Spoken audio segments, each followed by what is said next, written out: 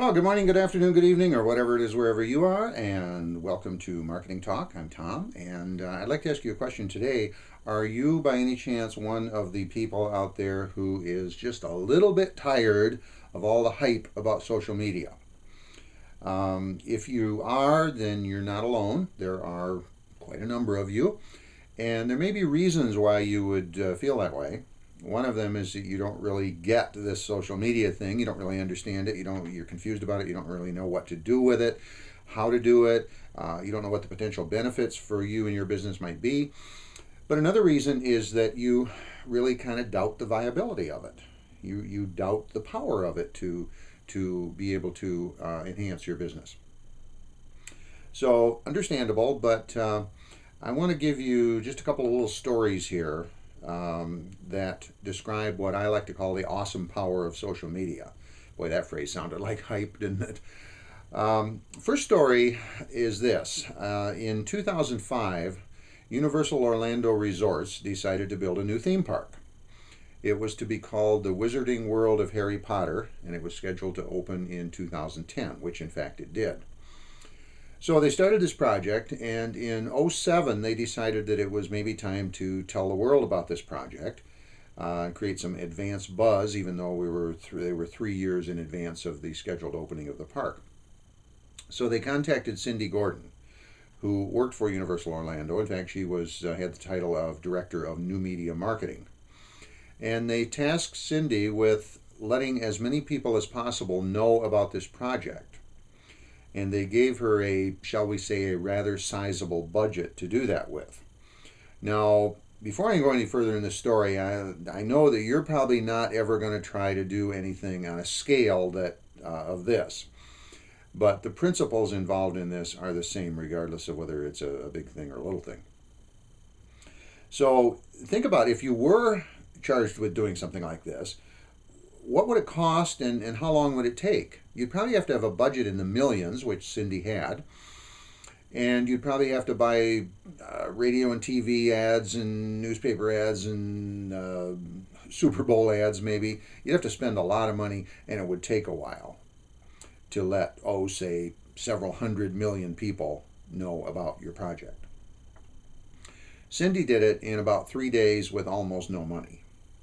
Here's what she did. She identified the 7 most popular, most influential, most active Harry Potter bloggers. Now, we all know there's a lot of Harry Potter fans out there, and some of them are fanatics. Some of them blog about Harry Potter, and that's pretty much what they do all day, I guess. And they are very influential. And she contacted them, and she said, I'd like to invite you to be with me on a conference call at midnight on May 31st, 2007, because I have some information that you're going to find very interesting. So, needless to say, being who they were, they showed up for the call, and she told them about the project and pointed them to a very simple website which gave some details of the project and thanked them for their time and attention. Now, these people, being the fanatics that they are, probably did not say, well, gee, it's 1 o'clock in the morning, I think I'll get some sleep and I'll blog about this when I wake up in the morning. They were probably writing about it during the call. At any rate, these 7 people told tens of thousands of people, who told tens of thousands of people, and the best estimates are that within 3 days, somewhere around 350 million people knew about this project. And again, she did it with a budget of almost nothing. Now, the point here is that would not have been possible even 10 years ago. Just absolutely not possible. So this is an example of, again, what I like to call the awesome power of social media. So this power involves reaching large numbers of people and doing it quickly. And here's another little story that exemplifies that, and I'm sure you remember this story.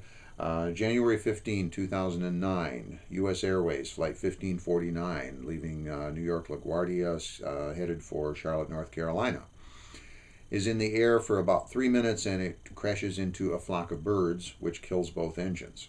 And the captain skillfully and wisely ditched the plane in the Hudson River. And again, I'm sure you remember the story. There was nobody killed. It was just a completely, totally amazing story.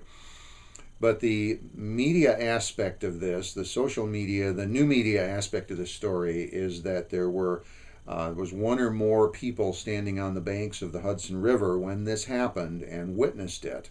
And I don't know what anybody would be doing standing on the banks of the Hudson River in January, but that's neither here nor there. So they had phones which had cameras which were connected to the internet. And they recorded video of this and sent it to YouTube. They tweeted about it on Twitter. And within minutes, probably hundreds of thousands of people knew about this event and could watch video about it. And this is basically happening while the old school media, the reporters and so forth, are getting their boots laced and trying to figure out where they put their car keys the night before. So again, this is something that even a very few years ago would not even have been possible to make happen with any amount of money. The third story I want to tell you is about Dave Carroll. Dave is a Canadian musician. He's from Halifax, Nova Scotia. He has a band with his brother and a couple other guys. And in 2008, they were flying from Halifax to Omaha, Nebraska on United Airlines with a short layover in Chicago. And during this layover, some inept baggage handlers managed to do some severe damage to Dave's $3,500 Taylor guitar. Dave, needless to say, wasn't happy, contacted United, said, you broke my guitar. I would like to be compensated for that. I don't know all the details, but United did not compensate him for the damage. And this went on for 8 or 9 months of going back and forth with United trying to get some satisfaction to this for this event. Eventually, Dave got tired of all of this and sat down and wrote a song and recorded the song as a music video. The name of the song and the name of the video is United Breaks Guitars. So if you go on YouTube and search United Breaks Guitars, you will see this video. It's well worth watching, even apart from the media aspects of this story. So he posted this video early one evening. As the story goes, by the time he went to bed, it had like 6 views. When he got up in the morning, it had 5,000 views. By lunchtime, it had 25,000 views. And the conventional media had picked up on it by then. And CNN and what have you, all the networks, were talking about this video. And at last count, as of a few weeks ago, today is May 1st, 2011. As of a few weeks ago, it had somewhere around 10 million views.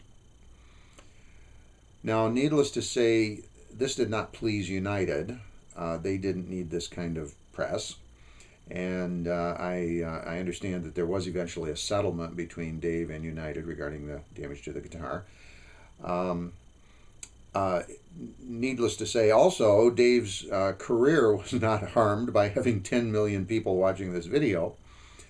So the point here is that, again, this would not have been possible not that many years ago.